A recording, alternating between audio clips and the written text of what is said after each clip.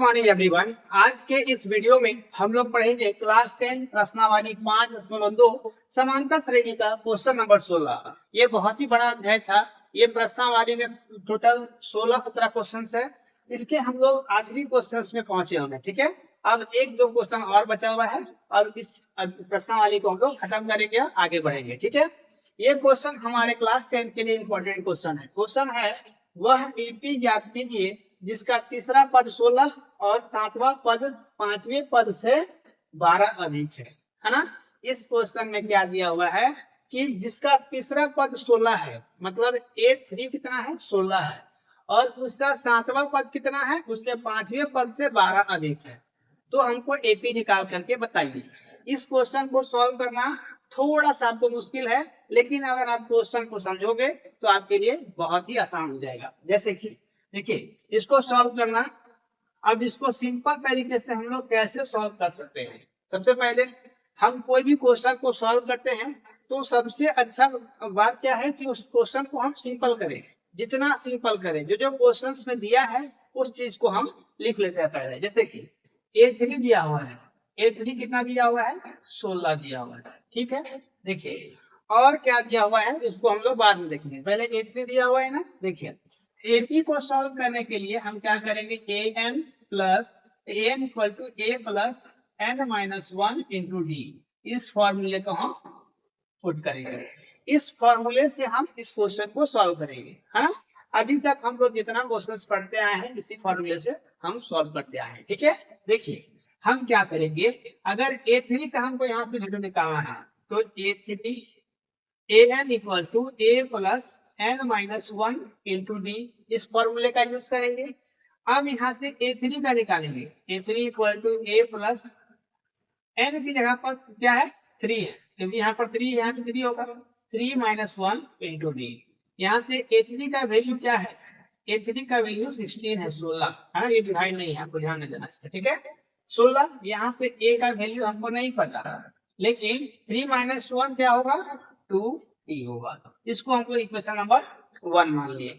अब हमारे क्वेश्चन में क्या दिया हुआ है, अब हमारा क्वेश्चन में ये दिया है, यहाँ पर थोड़ा सा आपको ध्यान देना है। ये बोला गया है कि सातवां पद पांचवें पद से 12 अधिक है। जो हमारा सातवां पद होगा, मतलब A7 जो होगा वो A7 जो होगा वो पांचवें पद से 12 अधिक होगा। ठीक है, क्लियर। सातवां पद जो होगा A7 जो होगा वो पांचवें पद से 12 अधिक होगा। समझ में? तो जिस तरह से हम लोग A3 का यहाँ पर निकालें उस तरह से हम A7 का भी निकालेंगे और A5 का भी निकालेंगे। जैसे कि यहाँ पर आप चाहोगे तो उसको रफ में बना भी सकते हो। A7 कहने का मतलब a प्लस n का वैल्यू 7 माइनस 1 और यहाँ से d। इस फॉर्मूले में हम लोग पुट करके बनाएंगे इसको। ठीक है, अब सेम चीज A5 equal to a plus n का वैल्यू क्या है 5 माइनस 1 इंटू डी। ठीक है, अब हम यहाँ से क्या कर सकते हैं, पहले इसको हम सेम टू सेम कर लेते हैं। यहाँ से a प्लस क्या है 7 माइनस 1 इंटू डी। ठीक है, अब यहाँ से इक्वल टू A5 का value a plus 5 minus 1 into D. Clear. अब यहाँ से प्लस 12 सेम टू सेम हम फॉर्मूले में पुट किए हैं। ठीक है, अब हम क्या करेंगे, a प्लस 7 माइनस 1, साथ में एक जाएगा तो क्या बचेगा 6, और 7 से यहाँ 6 और यहाँ से d equal to a plus यहाँ से 5 माइनस 1 4 और ये d यहाँ पर रहेगा प्लस 12। ठीक है, अब हम यहाँ से क्या क्या कैंसिल कर सकते हैं, क्या क्या काट सकते हैं। a को a से हम कैंसिल कर सकते हैं, काट सकते हैं। ठीक है, यहाँ से क्या बच जाएगा 6d। ये देखिए लाइक टर्म को जो जो सेम टर्म जिसका सेम पद होगा, जैसे कि 6d 4d दोनों सेम है ना, तो दोनों को हम एक साइड में लाएंगे। यहाँ से प्लस 4d है, इधर लाएंगे तो माइनस 4d होगा इक्वल टू 12। यहाँ से 6d माइनस 4d क्या होगा 2d इक्वल टू 12। यहाँ से 2 1 2 सॉरी हाँ 2 1 2 और यहाँ से 6 2 12। तो d का जो मान निकला हमारा क्या आया 6 आया। ठीक है, यहाँ तक हमारा d का मान निकल गया।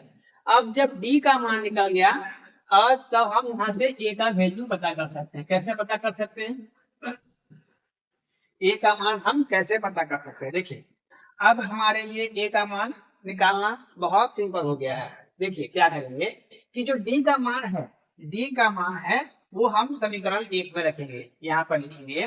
देयरफॉर अब हम क्या करेंगे कि डी का मान, डी का मान, डी का मान समीकरण एक में रखने पर डी का जो मान है वो समीकरण एक में हम रखेंगे तो क्या होगा? तो यहाँ से सबसे पहले समीकरण एक हम लोग लिखते हैं, क्या है? यहाँ से 16 equal to a plus 2d, है ना? ये समीकरण एक है। अब यहाँ से हम डी का मान रखेंगे 16, यहाँ से equal to a plus 2। D का मान क्या है? डी का मान 6 है, तो हम यहाँ पर डी का मान 6 पुट कर दिए।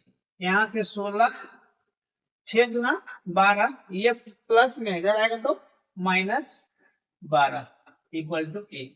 यहाँ से 16 में से 12 को माइनस करेंगे तो ए का जो वैल्यू निकलेगा वो 4 निकलेगा। ठीक है, ए का जो मान निकलेगा वो 4 निकलेगा। तो इस तरह से हमारा मान, डी का मान जो है वो 6 निकला और ए का मान जो निकला वो क्या निकला है?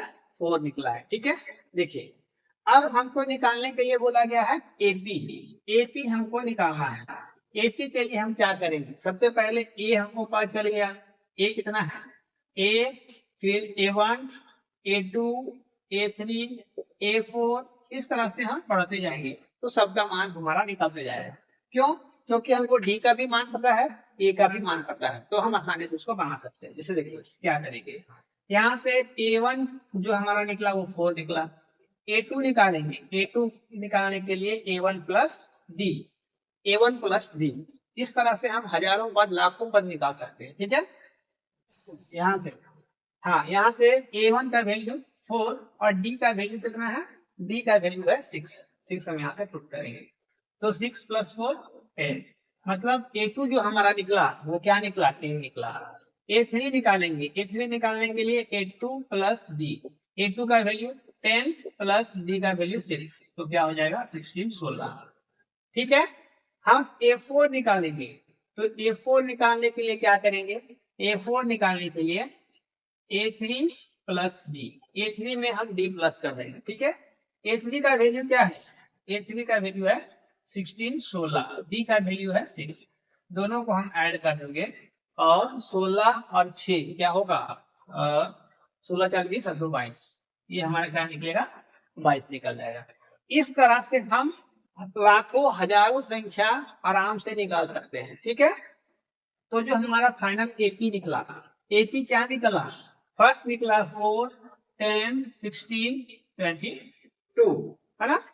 तो सबका वैल्यू हम यहाँ पर लिखेंगे 4, 10, 16, 22, इस तरह से हम बढ़ते जाएंगे तो हम कितना भी पद, जितना पद हमको निकालने के लिए बोला जाएगा हम आसानी से निकाल पाएंगे। ठीक है, तो यहाँ पर सबसे मेन काम, जब आपको तीसरा पद दिया हुआ हो, तीसरा पद 16 हो और सातवां पद 5वें पद से 12 अधिक हो, तो इस क्वेश्चन को सॉल्व करने के लिए सबसे पहले हम x3 का वैल्यू 16 पुट करके हम x3 का मान निकालेंगे, जिसको हम समीकरण 1 से डिनोट करेंगे। ठीक है, फिर बोला गया है कि सातवां पद 5वें पद से 12 अधिक है, तो इस तरह से हम A7 का और A5 का वैल्यू निकाल करके और इसमें 12 जोड़ देंगे, तो इस तरह से हमारा जो D का मान निकलेगा वो क्या निकलेगा? 6 निकलेगा। ठीक है, तो जब D का मान हमारा निकलेगा तो उस D का जो मान है उस समीकरण 1 में हम लोग पुट करेंगे, तो वहां से हमारा A का वैल्यू निकल जाएगा।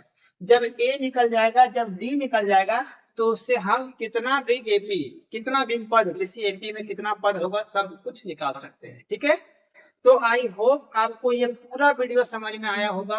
इस तरह का वीडियो, इस तरह का कंटेंट को पाने के लिए आप मेरे चैनल को सब्सक्राइब करेंगे और वीडियो को शेयर करेंगे और बेल आइकन को प्रेस कर लेंगे, जिससे मेरा अपडेट सुबह 10 बजे आता है वो सबसे पहले आप तक पहुंचे और आप इस वीडियो से लाभ उठा पाओ, सीख पाओ। इस तरह के नए नए कॉन्टेंट्स के लिए आप जरूर मेरे चैनल को सब्सक्राइब करेंगे और क्लास 10 का तैयारी आप पूरा हर एक टॉपिक को डिटेल में पढ़ते करोगे, तभी आप क्लास 10 में बेहतर तरीके से एग्जाम लिख पाओगे।